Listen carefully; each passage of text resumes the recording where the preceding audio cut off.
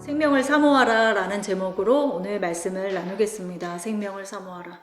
우리 본문 요한일서 3장 14절에서 15절 말씀으로 시작하겠습니다. 요한일서 3장 14절에서 15절.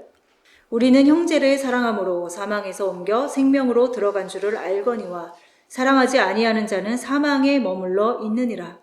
그 형제를 미워하는 자마다 살인하는 자니 살인하는 자마다 영생이 그 속에서 거하지 아니하는 것을 너희가 아는 바라. 오늘 이 그 생명에 대한 말씀을 함께 나누려고 합니다. 이 지구상에 있는 모든 것은 그 안에 생명이 있을 때 그것을 살아있다라고 말합니다. 그러나 성경에서 말하고 있는 생명은 좀 더 본질적인 것을 이야기하고 있습니다. 우리가 이렇게 걸어다니고 말하고 이런 것을 살아있다, 생명이 있다라고 말하는 것이 아니라 성경에서 말하는 본질적인 생명은 무엇이죠? 다 아실 것입니다. 그 안에 하나님의 영이 있는 것을 생명이 있다라고 이야기한다라는 것이죠. 이렇게 코로 숨 쉬는 것 자체가 생명이 아니라 그 안에 하나님의 영이 머물러 있는 상태를 생명이 있다라고 말합니다. 요한계시록 3장 1절 말씀부터 3절 말씀도 함께 보겠습니다. 요한일서 3장 1절에서 3절 말씀. 사대교회의 사자에게 편지하라. 하나님의 7영과 7별을 가지신 이가 이르시되 내가 내 행위를 아노니 내가 살았다 하는 이름은 가졌으나 죽은 자로다. 너는 일깨어 그 남은 바 죽게 된 것을 굳건하게 하라. 내 하나님 앞에 내 행위에 온전한 것을 찾지 못하였노니. 그러므로 내가 어떻게 받았으며 어떻게 들었는지 생각하고 지켜 회개하라. 만일 일깨지 아니하면 내가 도둑같이 이르리니 어느 때에 내게 이르는지 내가 알지 못하리라. 네, 지금 계시록에 읽은 말씀처럼 살았다고 하는 이름은 가진 자들은 많다라는 것이죠. 하지만 그들을 죽은 자라고 이야기합니다. 너는 일깨어 그 남은 바 죽게 된 것을 굳건하게 하라. 내가 내 행위에 온전한 것을 찾지 못했다. 그럼 지금 성경은 행위를 말하고 있는 것일까요? 지금 계시록 3장 1절부터 보고 있습니다. 내 행위에 온전한 것을 찾지 못했다. 우리가 행위로 구원이 아니라고 말합니다. 그런데 지금 읽은 말씀을 보면은 그렇다면 행위를 원하시는 것일까? 내 행위에서 온전한 것을 찾지 못하였다는 것은 어떤 뜻일까요? 우리 행위의 온전함은요, 오직 예수님만으로만이 온전함에 이를 수가 있죠. 즉, 이 이야기는, 이 말씀은 다시 말하면 그 안에 생명이 없는 것을 이야기합니다. 그래서 예전부터도 말씀을 통해서 몇 번 나누었지만, 우리에게 99마리 양이 있다 하더라도, 우리에게 그 충만한 것이, 그 많은 것이 있다 하더라도 그 한 마리 양, 그것을 저는 예전에 예수님으로 깨달아서 함께 나눈 바가 있습니다. 우리에게 99가지 충만한 것이 있다 하더라도 그 본질이신 생명이신 한 마리의 양이 없다라면 그것은 온전한 것이 아닌 것이죠. 그 드라크마 이야기도 마찬가지입니다. 10드라크마에서 한 개만 없어도 그것은 온전한 것이 아닌 것이죠. 우리가 행위의 온전함을 갖게 된다는 것은 그 생명이신 예수님으로 채워질 때에 그 한 분만으로 온전함을 갖게 된다는 것이죠. 그래서 내 행위에서 온전한 것을 찾지 못하였다는 것은 네가 살은 자 같으나, 네가 99마리의 양을 가진 자 같으나 그것은 온전한 것이 아니다라는 것을 이야기하고 있는 것이죠. 오히려 죽게 된 것이고 죽은 자라는 것을 이야기하고 있습니다. 그래서 우리 가운데도 또 내 안에도 살았다고 하나 죽은 자들이 있다라는 것입니다. 혹은 내가 죽은 자일 수도 있다라는 것이죠. 우리가 생명이 있다라고 하는 것은 무엇이냐면 죽음이라는 그릇 안에, 우리를 그릇으로 비유한다면 이 죽음이라는 그릇 안에 생명이 딱 있게 되는 것, 그것을 생명이 있다, 또한 생명이 없다라고 이야기한다는 것입니다. 결론부터 말씀드리면 이 생명은 바로 예수님이신 것이죠. 요한일서 1장 1절부터 2절 말씀을 보겠습니다. 요한일서 1장 1절부터 보면 태초부터 있는 생명의 말씀에 관하여는 우리가 들은 바요 눈으로 본 바요 자세히 보고 우리의 손으로 만진 바라. 이 생명이 나타내신 바 된지라. 이 영원한 생명을 우리가 보았고 증언하여 너희에게 전하노니 이는 아버지와 함께 계시다가 우리에게 나타내신 바 된 이시니라. 근데 지금 결론부터 말씀이 나왔습니다. 이 생명은 태초부터 계신 하나님의 말씀이시고 그 말씀이 우리 가운데 나타난 바 되셨는데 그것이 나타낸 바 되신 분이 바로 예수님, 즉 생명이신 예수님이라는 것입니다. 이 예수님이, 이 생명이 우리 안에 오셔야지만 우리가 생명이 있게 되는 것이고 살아있다, 산 자가 된다는 것이죠. 오늘 말씀을 준비하기 전에 제가 투명한 컵을 하나 가져오려고 그랬는데 깜빡했네요. 그래서 그 컵으로 비유해서 그거를 뭔가 생명이라고 하는 것을 이 비유로 좀 말씀드리려고 했는데 우리 그것을 한번 상상하면서 이야기를 듣겠습니다. 그러니까 우리라는 그 빈 컵 안에, 우리라는 그 투명한 컵 안에 생명이신 예수님이 계실 때는 생명이 있는 거예요. 그것은 생명을 있다라고 하지만 이 생명의 부재, 이 생명이 없는 것은 곧 사망이라는 것이죠. 이 부분에 대해서 거듭난다라는 이야기로 예수님과 니고데모의 대화의 장면에서도 그 생명에 대한 이야기를 나눈 것을 우리가 볼 수 있습니다. 요한복음 3장 3절부터 보면요. 예수께서 대답하여 이르시되 진실로 진실로 내게 이르노니 사람이 거듭나지 아니하면 하나님의 나라를 볼 수 없느니라. 니고데모가 이르되 사람이 늙으면 어떻게 날 수 있사옵나이까? 두 번째 모태에 들어갔다가 날 수 있사옵나이까? 예수께서 대답하시되 진실로 진실로 내게 이르노니 사람이 물과 성령으로 나지 아니하면 하나님 나라에 들어갈 수 없느니라. 여기에 생명이란 단어가 딱 나오지는 않았지만 이 말씀 자체가 생명에 대해서 이야기하고 있는 것이죠. 거듭난다라는 것이 원어로 보면은 위로부터 나아지는 것을 이야기합니다. 즉 생명, 위로부터 오는 생명을 이야기하는 것이죠. 예수님께서 말씀하시는 거듭남이라는 것은 위로부터 나아지는 것, 즉 생명, 위로부터 오는 생명을 받은 상태를 이야기하는 것입니다. 예수님은 물과 성령으로 나는 것이 하나님 나라에 들어가는 것이다. 즉 생명을 얻게 되는 것이다 라고 이야기하고 있습니다. 그렇다면 물과 성령으로 난다는 것은 무엇일까요? 예수님께서 물에서 장사되시고 그 세례받은 장면을 이야기하는 것입니다. 물에서 장사되시고 성령으로 거듭나는 모습을 우리 가운데 세례 요한의 그 세례를 통해서 보여주고 있습니다. 물 가운데에 죽으시고 그 물에서 올라와서 부활을 얻게 되는 그 장면, 물과 성령으로 난다는 것은 즉 죽음과 부활을 이야기하는 것이죠. 이것이 바로 생명이라는 본질이라는 것입니다. 이 죽음과 부활이 없는 생명이라는 것은 없는 거예요. 이것이 우리 가운데에, 이 죽음이 우리 가운데 오지 않고는 우리에게 생명이라는 것이 있을 수 없다는 것입니다. 그렇다면 우리가 각자 생각해 보시길 원합니다. 과연 나에게 죽음이라는 것이 있는가? 그 물에서 장사된 바 되는 것이 지금 있는가? 그 과정 중에 있는가? 대부분 우리는 그 과정 중에 있다라고 생각합니다. 물에서 장사되는 그 과정 중에 있다라고 생각을 합니다. 그렇다면 나를 지금 주장하고 있는 것이, 우리를 지금 주장하고 있는 것 생명이잖아요. 우리의 호흡, 이 코로 숨 쉬는 것조차도 만약에 이 호흡이 끊어지면 우린 죽은 사람이잖아요. 그렇다면 우리의 영이, 나를 주장하고 있는 영이 하나님의 그 생명이신가? 아니면 살아있는 모습을 하게 만드는 다른 영인가? 우리가 분별해야 한다는 것입니다. 근데 그것을 무엇으로 분별하냐? 지금 말씀드린 것처럼 위로부터 오는 생명에는 반드시 죽음과 부활이라는 과정이 있다는 것입니다. 다시 본문으로 가면요. 요한일서 1장 3장 14절에서 15절을 우리가 처음에 읽었죠. 우리가 형제를 사랑함으로 사망에서 옮겨 생명으로 들어간 줄을 안다는 것입니다. 사랑하지 아니하는 자는 사망에 머물러 있다. 우리가 말씀들을 통해서 내 안에 거하는 것이 생명인가 아니면 다른 것인가를 지금 분별하고자 합니다.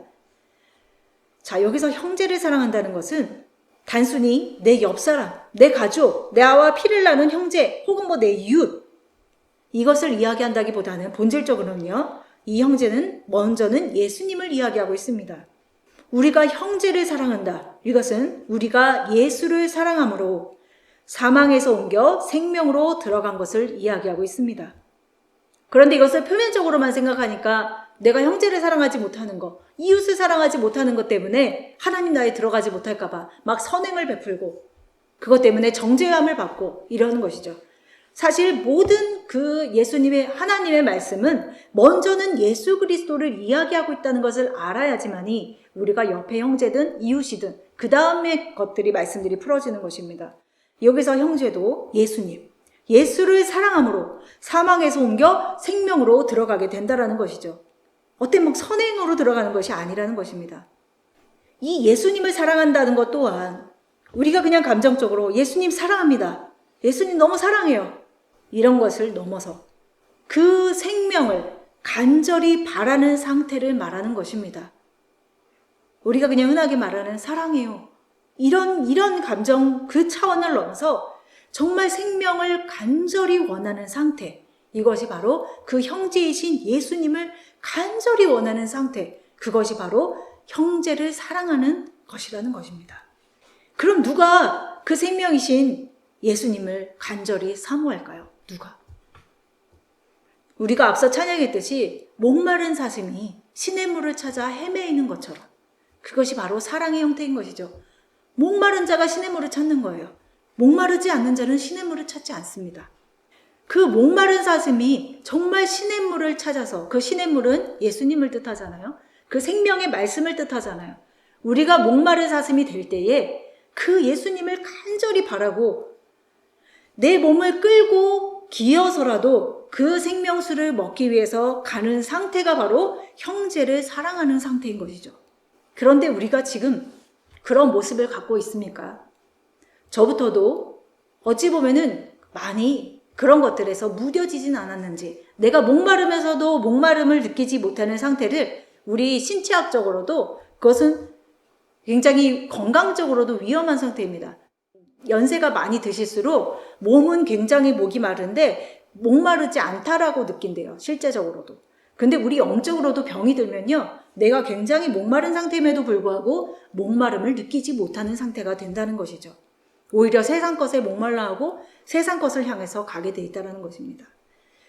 그래서 여기서 생명을 사랑하고 그 형제를 사랑하는 상태, 그것은 자기 안에 생명이 없음을 발견한 자가 그 생명이라는 것을 발견하고, 즉 물이 없으면서 물이 있는 것을 발견하고 그 물을 향해서, 시냇물을 향해서 간절히 바라는 그 상태로 나아가는 것이 우리가 생명길로 나아가는 과정이라는 것입니다. 그런데 사랑하지 않는 자는 여전히 사망에 머물러 있다라고 말합니다. 다시 말해서 목마르지 않은 상태에 머무는 것. 예수 그리스도라는 그 시냇물을 찾아 떠나지 않는 것. 그 자리에 머물러 있는 상태가 바로 사망에서 머물러 있는 상태인 것이죠. 예수를 갈망하지 않고 있는 상태입니다. 그러니 말씀에 나온 것처럼 형제를 사랑하지 아니하는 자는 사망에 머물러 있다. 그 자리에 멈춰서 있다. 라는 것입니다. 15절의 말씀에 보면 그 형제를 미워하는 자는 살인하는 자라고 또한 나옵니다. 형제를 미워하는 것, 즉 사랑하지 않는 것. 그 생명을 간절히 원하지 않는 것이 그 형제를 미워하는 것과 같은 말씀이에요. 그것은 살인하는 것입니다. 왜? 먼저는 내 영을 살인하는 것입니다. 내 영에게 물을 주지 아니하는 것이 내 영을 살인하는 첫 번째 단계입니다. 그래서 영생이 그 속에 거하지 아니하는 것을 너희가 아는 바라, 이렇게 이야기하고 있죠. 그러나 하나님께서는 구하라고 말씀하십니다. 마태복음 7장 7절부터 11절 말씀. 구하라, 그리하면 너희에게 주실 것이요, 찾으라, 그리하면 찾아낼 것이요, 문을 두드리라, 그리하면 너희에게 열릴 것이니, 구하는 이마다 받을 것이요, 찾는 이가 찾아낼 것이요, 두드리는 이에게는 열릴 것이니라. 너희 중에 누가 아들이 떡을 달라 하는데 돌을 주며 생선을 달라 하는데 뱀을 줄 자가 사람이 있겠느냐? 너희가 악한 자라도 좋은 것으로 자식에게 줄 알거든 하물며 하늘에 계신 너희 아버지께서 구하는 자에게 좋은 것으로 주시지 않겠느냐? 네, 구하라고 하십니다. 무엇을 구하라고 하실까요? 그 밑에 말씀에 보면은 그 좋은 것은 성령을 뜻합니다. 성령, 즉 생명, 호흡을 뜻하는 것입니다. 그것을 구하라, 두드리라, 찾으라. 찾는 자에게 열릴 것이다. 구하는 자에게 열릴 것이다. 라고 이야기하고 계신 거죠. 앞서 말씀드린 목이 마른 자, 예수 그리스도를 사모해서 그 길로 달려가는 자에게 그들이 구하는 자가 되는 것이잖아요. 목마르지 않는 자는 구하지 않아요. 그 자리에 머물러 있습니다. 목마른 자가 구하게 돼 있어요. 목이 너무 마른데 가만히 앉아서 눈으로만 어디 물 없나 이렇게 하는 자가 있을까요? 여기가 사막이라고 생각한다면 어디든 떠나지 않겠어요? 그 물을 향해서 이동하지 않겠습니까? 그런데 그 자리에 머물러 있는 거예요. 거기에 안주하고 있다는 것을 이야기하고 있는 것이죠. 지금 이 말씀에 보면은 떡과 생선을 구하는 아들, 그 아들들에게는 좋은 것을 주시겠다고 합니다. 그 좋은 것은 성령, 즉 생명인 것인데 누구에게 주신다고요? 떡과 생선을 구하는 아들들. 떡과 생선이 의미하는 바는 주의 말씀인 것이죠. 그러나 우리는 떡과 생선을 구하기보다는 사실은 돌과 뱀으로 사는 자들입니다.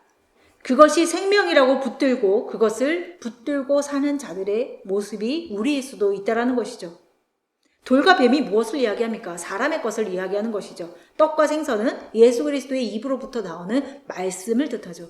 그 말씀을 구하는 아들들이 되어야지만이 우리가 생명의 길로 갈 수 있는 것인데, 우리는 사람에게서 나오는 돌과 뱀, 사람의 지혜, 이것이 생명이라고 생각하고 살기 때문에 그 좋은 것을 구하지 않는 거예요. 자기 눈에 보이기에 좋은 것을 구하는 것이지, 하나님이 말씀 가운데 분명히 말씀하시는 그 성령을 구하는 것에는 둔하다라는 것입니다. 그 말씀 다음에 곧바로 이어지는 말씀이 있습니다. 마태복음 7장 13절에서 14절 말씀 보면은 좁은 문으로 들어가라. 멸망으로 인도하는 문은 크고 그 길이 넓어서 그리로 들어가는 자가 많고 생명으로 인도하는 문은 좁고 길이 협착하여서 찾는 자가 적음이라. 이왕이면 생명으로 인도하는 문을 좀 크게 만드셨으면 어떠셨을까요? 생명으로 만드는 문이 좀 컸다면 많은 자들이 들어갔을 텐데 왜 그 문을 좁고 협착하게 만들어서 많은 사람이 못 들어가게 하셨을까? 이 말씀이 과연 그 말씀일까요? 그런 의문을 갖게 될까요? 여기서 겉보기에 크고 작음을 이야기하는 것이 아니라 이 좁고 협착하다는 것은 작은 자가 되어야지만이 그 길로 갈 수 있다는 것을 이야기하는 것이죠. 겉보기에 크고 작음을 이야기하는 것이 아니라 그 영이 겸손하여진 자들, 하나님 앞에 나는 없습니다라고 하는 가루가 된 자들, 조그만 미랄이 된 자들이 갈 수 있는 문이 바로 좁고 협착한 문이라는 것입니다. 그것이 바로 생명의 문이라는 것이죠. 그렇지만 자기의 재물이 많은 자, 자기의 생각이 많고 자기의 몸집이 커졌다는 것은 자기의 재물과 교만을 이야기하는 것입니다. 큰 자들은 그곳에 들어갈 수가 없어요. 왜? 좁은 문은 작은 자들만이 들어갈 수 있기 때문에. 하나님의 그 좁은 문은요, 부자들이 들어갈 수 없는 것입니다. 자기의 재물로 풍족한 자들이 들어갈 수 없는 곳이에요. 그것은 좁고 협착한 생명의 문이라는 것입니다. 이 좁고 협착한 생명문을 통과하려면 어떻게 해야 될까요? 우리가 낮은 자가 되어야 되고 작은 자가 되어야 되고, 그럴 때 우리가 그 좁고 협착한 길을 지나갈 수가 있겠죠. 그렇다면 무엇이 우리를 그 생명의 문으로 인도하여 그 문을 통과하게 할까요? 바로 돕는 자, 성령 하나님을 우리 가운데 보내주셨다는 것입니다. 우리는 처음부터 작은 자가 아니에요. 처음에는요, 막 거인일 거예요. 아마 그 모습이 육체이고 거인이고 굉장히 큰, 키 큰 막 이런 모습으로 나타날 수 있습니다. 그 모습으로는요, 하나님 나라에 들어갈 수가 없어요. 그래서 하나님께서는 그 생명이신 성령을 우리 가운데 보내주셨어요. 그래서 하시는 일이 무엇이냐? 굳어진 생각과 그 마음을 부수고 빻으셔서 작은 자로 만드는 것이 바로 그 생명이신 성령님을 우리 가운데 보내주신 이유이죠. 그 궁극적인 목적은 좁은 문, 즉 생명의 길로 인도하시려는 것입니다. 성령을 받았다. 그래서 그걸로 끝이 아니에요. 그 성령의 인도하심을 받아서 어디로 나아가야 되느냐? 생명문까지를 가야 한다는 것입니다. 그런데 우리는 안주하고 있어요. 그 자리에 머물러 있어요. 어디서? 성령을 받은 거에서 그냥 머물러 있는 것이죠.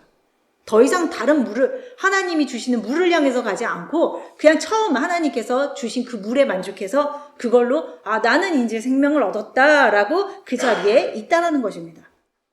여러분들은 지금 이 생명을 사모하고 계십니까? 우리를 좁은 문으로 인도하셔서 우리를 작게 빻으시는 그 성령님의 인도하심을 사모하고 계십니까? 또 다시 말해서 그 형제이신 예수 그리스도를 갈망하고 계십니까? 요즘에 이제 넷플릭스 영화 중에 굉장히 뜨는 하나의 영화라고 해야 될지 드라마라고 해야 될지 오징어 게임이라는 것을 여러분들이 많이 보셨고 또 아셨을 겁니다.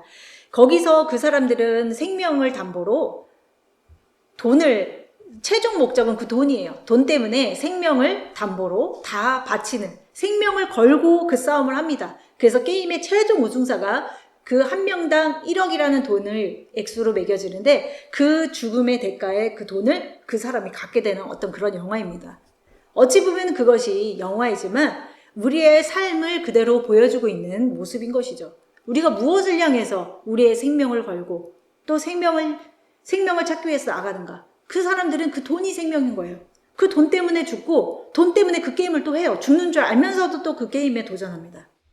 그래서 이번 주간에 저는 그 영화 때문이 아니라 그 생명에 대한 많은 생각을 하게 됐습니다. 우리를 움직이고 우리를 행동하게 하고 우리를 나아가게 하는 것은 오직 생명이신데 우리 안에 생명이 없기 때문에 좌절하고 낭망하고 정말 우리 가운데에 생명의 없음 때문에 한탄하게 되더라고요. 우리 가운데 생명이 없구나. 저들 가운데 생명이 없어서 그렇구나. 저들뿐 아니라 내 안에도 생명이 없구나. 이것 때문에 이번 주간에 계속 생명에 대한 생각을 하게 됐습니다. 말씀을 하나 더 보겠는데요. 요한일서 5장 11절부터 12절 말씀입니다. 또 증거는 이것이니 하나님이 우리에게 영생을 주신 것과 이 생명이 그의 아들 안에 있는 그것이니라. 아들이 있는 자에게는 생명이 있고 하나님의 아들이 없는 자에게는 생명이 없느니라. 오늘의 가장 중심적이고 직설적인 말씀이라고 생각합니다. 아들이 있는 자는 생명이 있어요. 근데 아들이 없는 자는 생명이 없는 거예요. 아주 그냥 명확하게 이야기하고 계십니다. 근데 그 아들 안에 무엇이 있대요? 그 아들 안에 영생을 주셨대요, 하나님이. 그 생명이 그의 아들 안에 있는 거예요. 근데 그 생명을 가진 그 아들이 우리 가운데 오셔야지만이 우리가 생명 가운데로 나아가게 된다는 것이죠. 성경은 이것을 말하고 있는 거예요. 아들이 있는 자와 아들이 없는 자에 대한 이야기인 것이죠. 시편 34편 11절부터 보겠습니다. 시편 34편 11절 너희 자녀들아 와서 내 말을 들으라. 내가 여호와를 경외하는 법을 너희에게 가르치리로다. 생명을 사모하고 연수를 사랑하며 복받기를 원하는 사람이 누구뇨? 내 혀를 악에서 금하며 내 입술을 거짓말에서 금할지어다. 악을 버리고 선을 행하며 화평을 찾아 따를지어다. 그리고 18절에 보면은 여호와는 마음이 상한 자를 가까이 하시고 충심으로 통회하는 자를 구원하시는도다 라고 이야기하고 있습니다. 네, 너희 자녀들아 와서 내 말을 들으라. 내가 여호와를 경외하는 법을 너에게 가르치리로다. 오늘 저는 이것을 성령의 가르침으로 들었습니다. 성령님께서 우리 가운데 오셔서 우리를 가르치시고 우리를 인도하시기를 원하시는 것이죠. 너희 자녀들아 와서 내 말을 들으라. 내가 그 여호와를 경외하는 법을 너희에게 가르치겠다. 생명을 사모하는 자, 연수를 사랑하는 자, 이것은 어떤 내가 뭐 장수하는 거 이걸 얘기하는 게 아니에요. 여기서 말씀하시는 연수를 사모한다는 것은 영생을 얻기를 원하는 자에 대한 이야기인 것이죠. 생명을 사모한다는 것은 그 영생이신 그 말씀, 그 생명을 사모하는 것에 대해서 이야기하고 있는 것입니다. 그래서 그 가르침의 마지막 부분에는 무엇이 나오냐면 여호와는 마음이 상한 자를 가까이 하시고 충심으로 통회하는 자를 구원하신다라고 이렇게 이야기하고 계십니다. 시편 36편 9절에도 진실로 생명의 원천이 주께 있사오니 주의 빛 안에서 우리가 빛을 보리이다. 생명의 원천, 그 근원이 주께 있다라는 것이에요. 주가 생명의 근원이에요. 주님만이 생명의 근원이신데 그 근원이신 예수님이 우리 가운데 있으면 내가 생명의 근원 가운데 거하는 것이고 없으면 여전히 사망 가운데 있다라는 것입니다. 그러면 우리가 그 생명을 얼마나 사모해야 되냐는 것입니다. 얼마나 내가 목마른 자인 것을 깨달아야 되냐는 것이죠. 우리의 삶 가운데에 많은 복들이 있잖아요. 우리가 바라는 복들이 있는데 이 생명의 근원이신 예수님을 아는 복이 가장 큰 복인 것을 우리가 정말 안다면 우리가 나아가지 않을까요? 우리가 그 생명을 얻기 위해서 그 생수를 먹기 위해서 나아가지 않겠느냐는 것입니다. 근데 보이지 않기 때문에 그것이 현실로 그렇게 크게 와닿지 않기 때문에 우리가 생명의 근원 대신 예수 그리스도를 구하지 않는 것이죠. 한 예로 어떤 사람이 길을 가다가 이것은 뭐 사마리아 여인이 될 수도 있겠네요. 영원히 목마르지 않는 생명수를 발견했어요. 영원히 목마르지 않는 생명수를 발견을 했습니다. 그 어떤 사람이. 근데 이 사람이 그 영원한 생명수를 발견하고 얼마나 놀랬겠어요. 와, 목마르지 않는 생명수가 있다니. 너무나 놀랐어요. 그래서 사람들에게 막 외쳤어요. 영원히 목마르지 않는 생수. 그분을 내가 만났다. 그 생수를 내가 어디 있는지 내가 알았다. 라고 이야기를 한 거예요. 그런데 목마르지 않는 자들은요, 그의 외침에 관심이 없어요. 그가 아무리 외쳐도 거기에 목마르지 않는 생명수가 있어 라고 이야기해도 관심이 없어요. 자기의 길로 가기 바쁘다라는 것이죠. 그 이유는 뭐냐면 목이 마르지 않은 거예요. 그러면 누가 귀를 기울일까요? 그 목소리에 귀를 기울이는 자들은요, 지금 목이 마른 자들이에요. 목이 마른 자들은요, 그 사람의 외침과 동시에 아마 눈이 번쩍 뜨일 것 같아요. 그곳이 어디야? 나 그곳에 가고 싶어. 나 그곳에 데려다줘. 나 그를 만나길 원해. 그래서 어찌 보면 하나님께서는 지금 그 목마른 자들을 찾고 계신 거예요.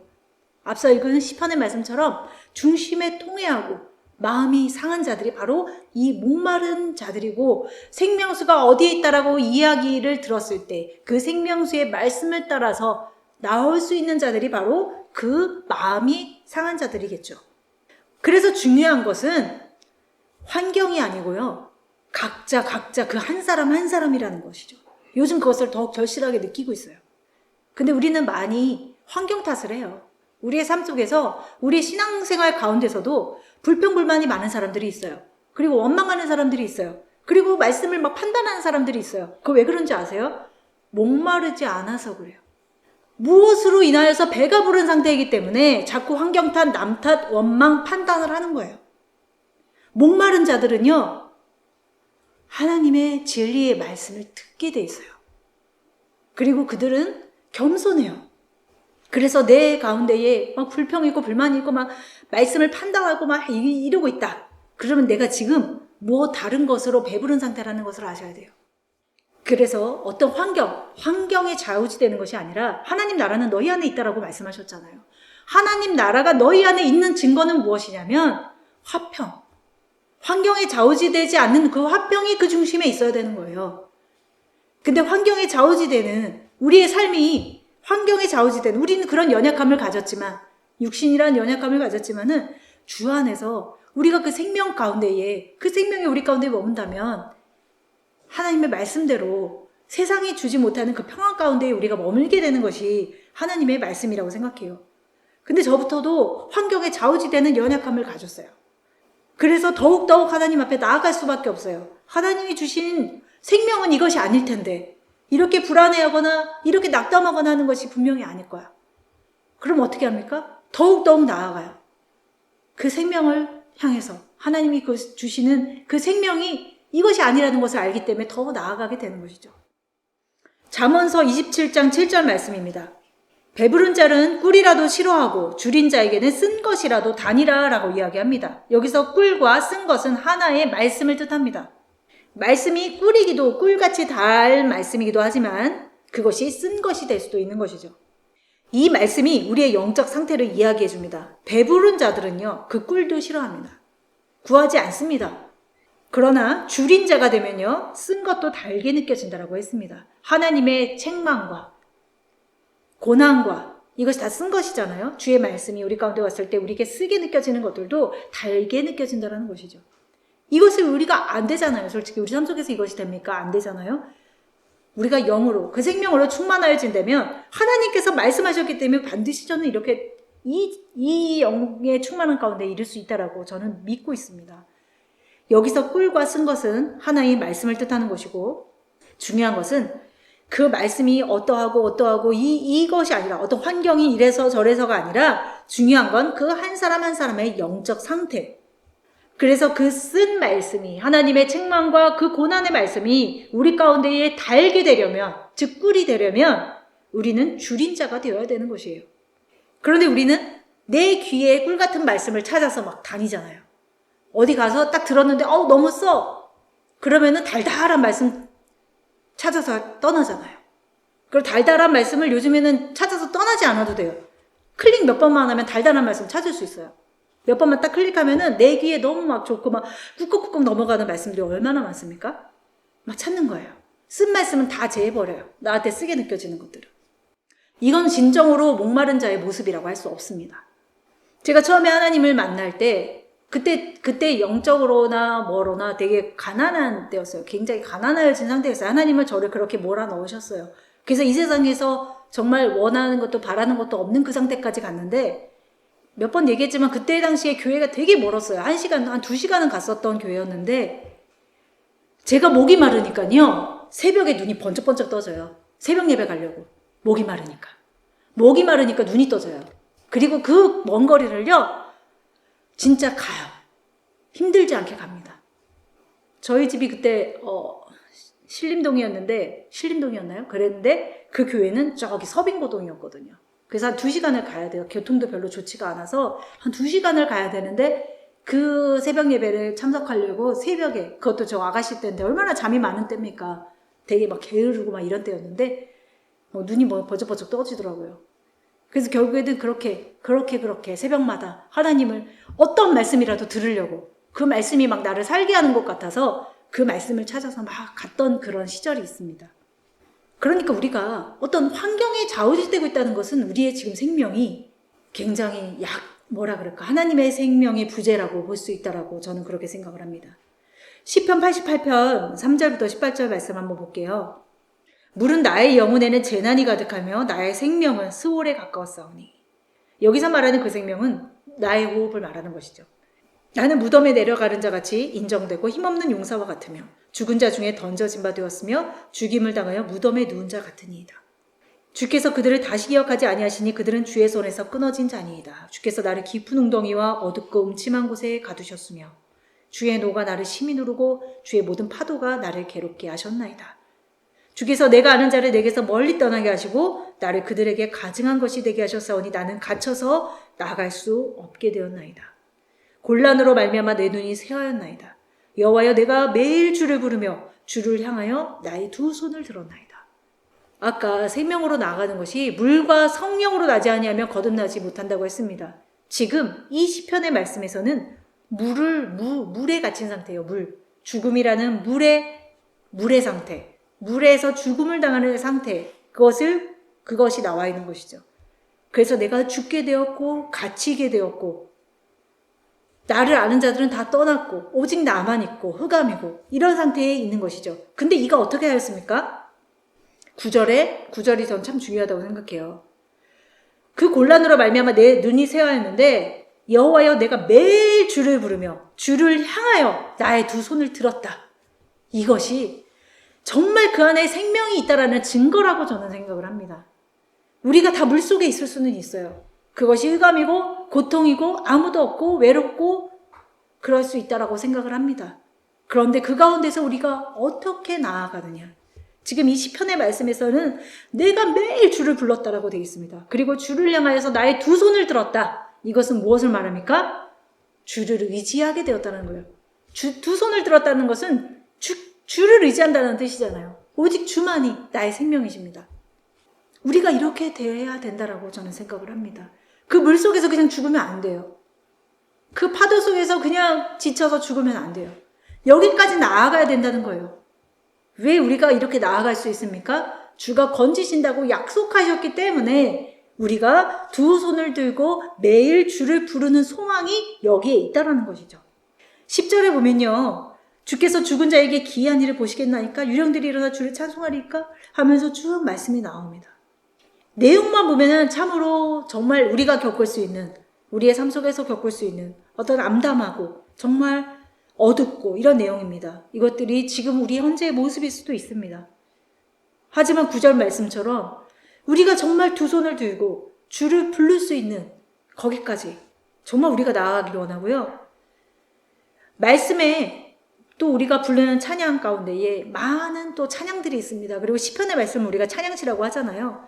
그런데 저는 이 대목이야말로 진정한 찬양이라고 생각을 합니다.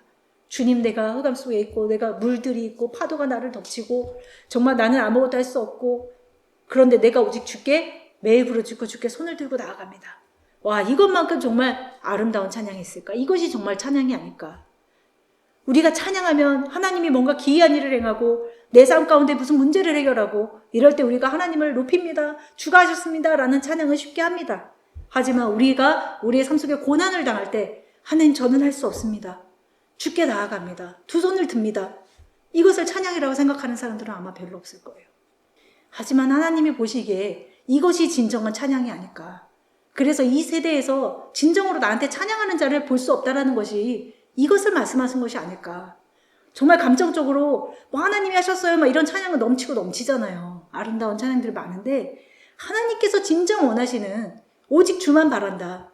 나의 생명이 없다. 나의 생명이 오직 주께만 있다라는 그 고백을 하는 자들이 과연 몇 명이나 될까? 라고 한번 생각을 해봤습니다. 그래서 지금 읽은 이 시편의 소제목이 고라자손의 찬송시라고 또 써있더라고요. 찬송시예요, 찬송시. 우리가 생명이 없음을 고백할 때 진정한 생명이 우리 가운데 오는 것이고 우리의 약함을 고백할 때 강함이 오는 것이죠. 어디서부터 옵니까? 위로부터. 그것이 바로 거듭남인 거예요. 우리의 것이 죽어질 때, 내 것이 물에 잠길 때, 우리가 생명을 얻기를 원한다면 나에게 생명이 없는 것을 깨달아야 돼요. 그래서 하나님께서 구하라 찾으라라고 말씀하신 거예요. 그것을 찾는 그 아들들에게 물과 성령을 주신다고 약속하셨잖아요. 먼저는 우리 가운데 물이 온다고 말씀드렸습니다. 먼저는 우리에게 물이 와요. 그 물이 하는 것은 무엇입니까? 우리의 육신을 멸합니다. 우리 육신의 모든 것, 우리의 육신으로 행하는 모든 것이 물이 먼저 와서 우리를 채웁니다. 덮칠 거예요. 물에 장사되는 것이죠. 그 다음에 무엇입니까? 그 다음에 성령이에요. 그 성령이 곧 생명이고 호흡인 것이죠. 물은 두렵습니다. 우리는 물이 오는 것이 두려워요. 저도 물이 두렵습니다. 그리고 파도가 치면 더 두려워요. 제자들도 그랬습니다.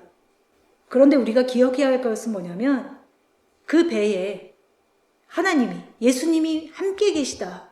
그것을 알면 우리가 무엇을 합니까? 방금 읽은 시편의 말씀처럼 종이토록 주를 부르고 두 손을 들고 주를 찾게 된다는 것이죠. 그런데 예수님이 우리 가운데 있다는 것을 망각해버리면 뭐만 보여요? 파도만 보여요. 죽게 된 것만 생각해요. 그러니까 우리가 진짜 죽는 거예요.